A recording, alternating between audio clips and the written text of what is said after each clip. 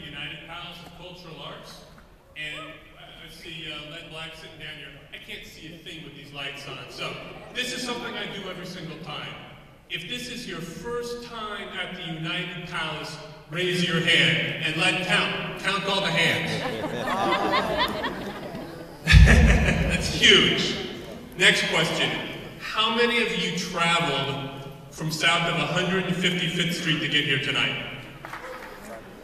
Beautiful. We got folks who are coming in for the first time and coming to Washington Heights. And that's really what we're trying to do here at the United Palace.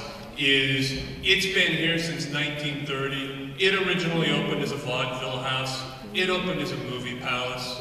But over the years, it had several different acts that sort of sketched out its arc. And when all the big movie palaces in New York City were closing and turning into multiplexes or parking garages, this building was going to go that same fate. But Reverend Ike came in 1969 and decided to preserve the building for his church, for his congregation.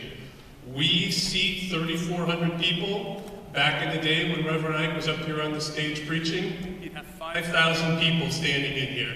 It was a beautiful thing. So tonight, give it up for Reverend Ike and his family for maintaining this beautiful building for all these years.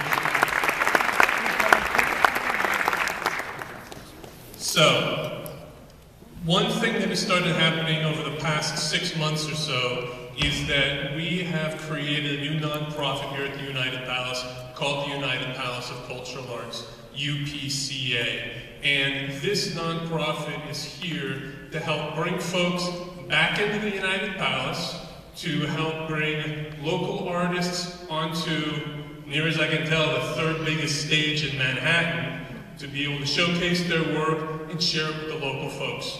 Our mission is to use the arts to transform lives and transform communities. We feel like it's part of the renaissance that is happening in Washington Heights and Italy.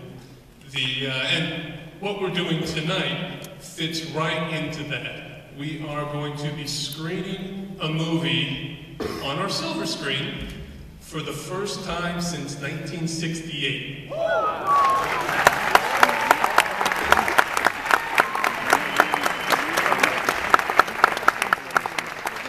Talking to the locals, some of them tonight, the last movie anybody remembers watching here on the silver screen was 2001: A Space Odyssey. Now, earlier today, I was on a conference call with Reverend Ike's widow and telling her about the movie premiere we were going to do here tonight. And she said, yeah, Mike, 2001: Space Odyssey was the last movie that played at the Palace. We saw it. And the next night, we moved in. So, one of the things that we like to do here is bring in local artists to showcase their work. We also have a lot of community arts programs, a couple of classical music programs, teaching youngsters the art of stringed instruments, introducing them to the beauty of classical music. We're going to have a theater program starting here in a few weeks, courtesy of 7 Stories Institute and People's Theater Project. And we're looking for other local folks to partner with, other programs to bring in, other types of arts education that we need to deliver to our young folks, our middle folks, and folks of all ages to really use arts as a way to keep furthering that renaissance that's happening uptown. And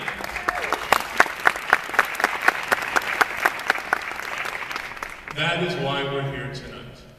We are very proud and excited to be able to unveil our silver screen for the first time in 40-some-odd years for a movie that is about Washington Heights, that was filmed in Washington Heights, that stars a Latino cast, many of them from Washington Heights, and a crew from Washington Heights.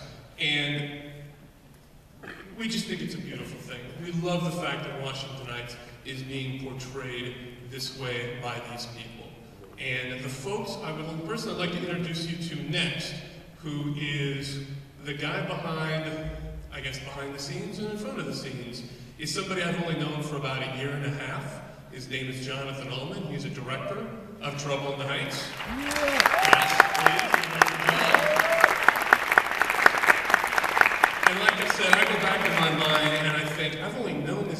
about a year and a half, and he has made such an impact on what's happening in Washington Heights. He's made so many connections. Here, give me your speech, I'll read it for